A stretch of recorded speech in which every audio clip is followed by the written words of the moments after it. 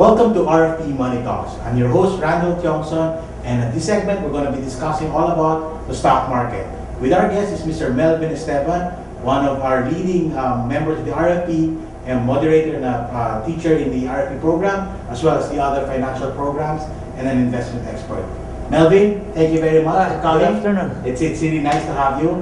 So We'll talk nice about something that most Pinoys are not really well aware about, the stock market. Okay. Let's do a little definition. When you say stocks or stock market, ano ba yun? What is it really all about? Well, when you talk about stock market, it's actually, to put it in a very simple term, it's a place where you actually trade stocks. Now, when you say stocks, it's actually ownership of companies. Or shares of stocks. Shares of stocks, no? In fact, if you put it in an equivalent, it's just like a usual fish market, no, wherein you trade. If you want to buy a fish, if you want to buy meat, no, if you also want to sell, it's also the place where you meet. No, stock market is very close to like that. Just that, instead of you buying or selling fish or pork or chicken, you actually share shares of stocks. Which is the ownership of a certain of company. companies. Yes. Okay, so most companies are what? Are they have to be listed or? No, not really. In fact, the ones that are. So ano ba yun? What do you say when you say the company is listed? I always hear is public, listed. They help define those things. There are a lot of ways for you to expand your business, or for you to get money. For example, if I am a company, I have a lot of choices. One, I can borrow money to expand. Okay. I can go to a bank and borrow. But stock market is another way for him to get new funds. What the owners do is they actually sell more shares of the company. So for example, today I own 100% of the company.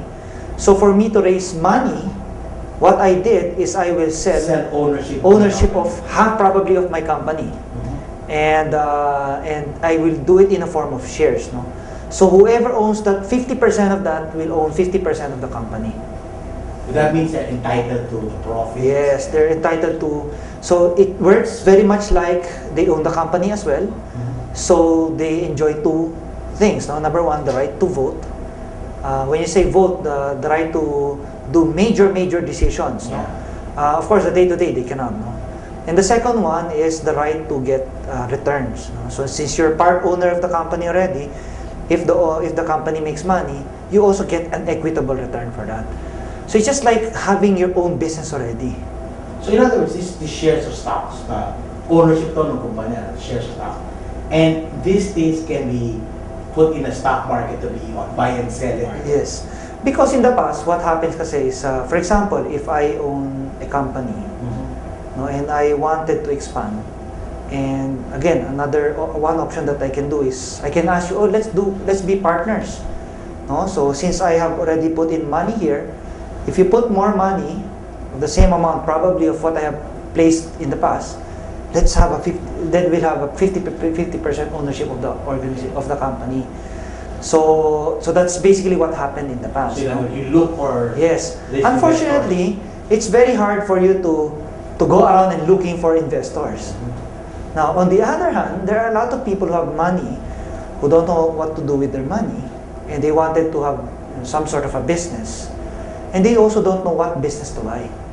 So what happened is they establish a stock market, and it's where the people who want to buy companies or shares of these companies and people who want to sell shares of this company are actually converged. So this is where they trade the shares already. So this is where they meet and they do the trading. Yes. They buy.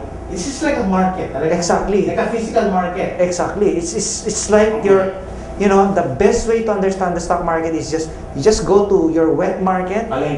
Palengke, that's it. It's basically like palengke. You buy, you sell, and agreed price. And an agreed price. In fact, if you want to understand ano ba yung dynamics ng stock market, it's again very similar to your wet market.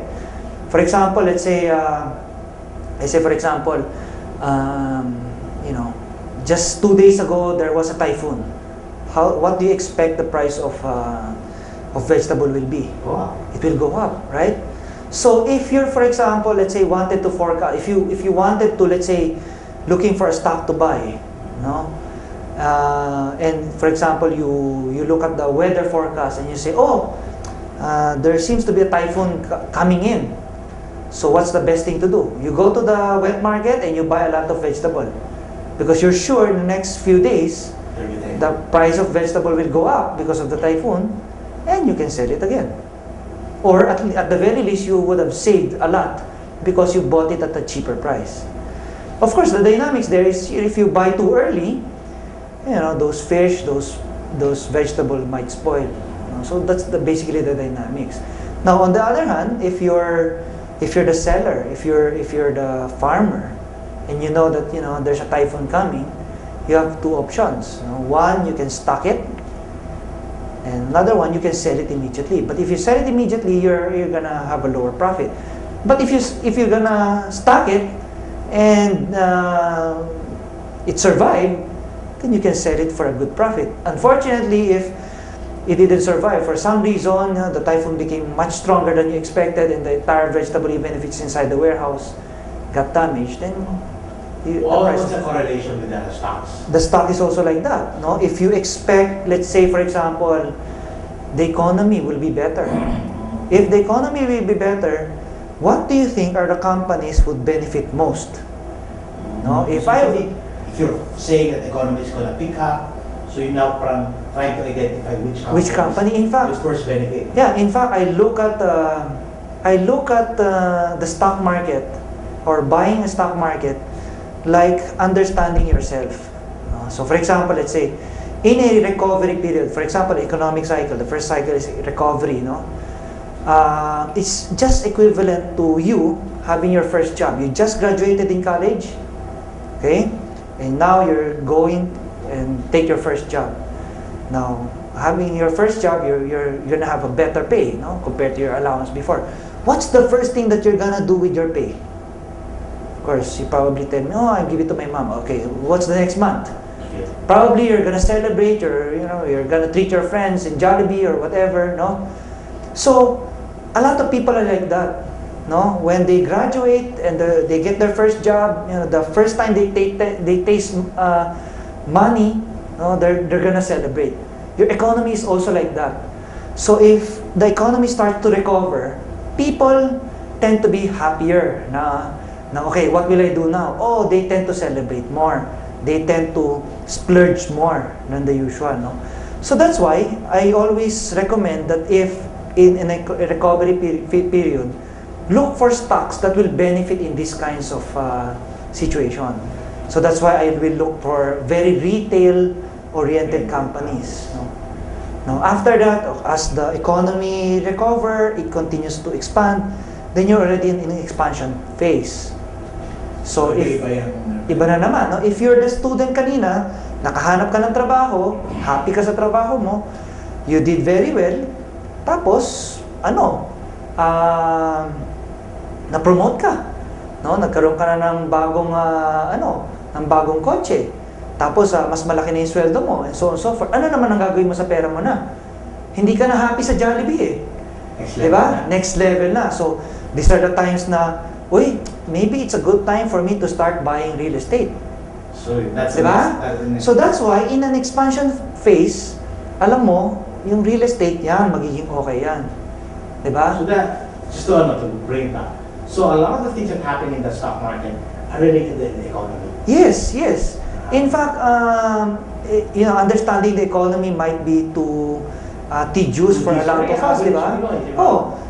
That's why I always recommend, tingnan mo palagi, ano ba yung nangyayari sa situation mo? Kasi if you feel that your income is getting better, everybody's getting happier, that's actually already a much better gauge than doing the macro and the GDPs, GNPs, and so on and so forth. It's very educational for readers, and you wanna tap more onto the dynamics of the stock market. When we get back, we have Mr. Melvin Esteban discuss about the stock market.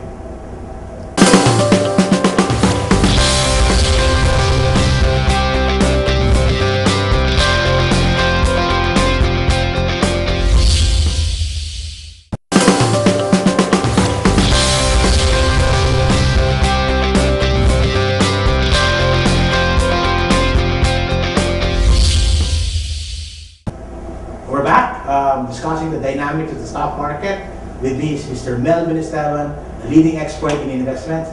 Melvin, it's a wonderful correlation, connections, no? How these things. It sounds simple, and yet, tayo mga Pinoy, we find it difficult to grasp stock market, or worse, so afraid of the stock market. Yeah, it's all a matter of perception. When they talk about stock market, the first thing that they always comes into mind is All the numbers, risky. yeah. Tsaka nakakatakot yan. No? You know, they know a lot of people who lost money from it. No? But if you really look at the logic behind why they lost a lot of money, it's because of the lack of knowledge. It's ignorance. Yeah, it's ignorance. No, I always say that everything becomes risky if you don't understand what you're going into. Now, even as basic as a bank product, if you don't know what you're going into, it becomes risky. So the best way for you to appreciate the stock market is to understand it better. Now, in fact, if you look at the very typical Filipino family, Filipino culture, we're actually very risk averse. Yeah. That's why if you We don't like yeah, invest. yeah. In fact, if you ask somebody, who just recently graduate, what's the first thing that will come to his mind, is to look for work. No, never did he come across that, to go into the business.